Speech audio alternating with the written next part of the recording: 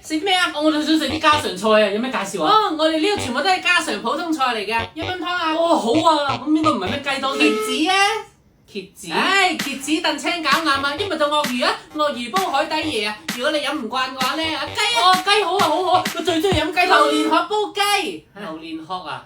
咁你話事啦。咁餸咧，我哋想食啲家常啲嘅餸啊。餸啊都有啊，都係啲家常餸啊，不過就普通啲啦，都係啲牛啊雞啊。哦，好啊，最啱咁啊！我炒牛柳啦，整多個百香果菠蘿咕嚕肉啦嚇。水果整成餸啊！梗係啦，整多個榴蓮雞煲啦。而家荔枝啦，整個荔枝粥啦。搞咩啊？拍回魂嘢啊！有冇椒絲腐乳西瓜啊？你想食啊？講笑。啊，有冇啲唔好整成餸嘅水果咧？我想直接食啊！咁咪整啲飯水果咯，西瓜荔枝啱唔啱啊？哎呀，咁啊太好啦！我啊最中意咁啊西瓜荔枝啊點豉油食啦，再整咩芒果木瓜三華梨啊，點辣椒粉食，哎呀好甜嘅。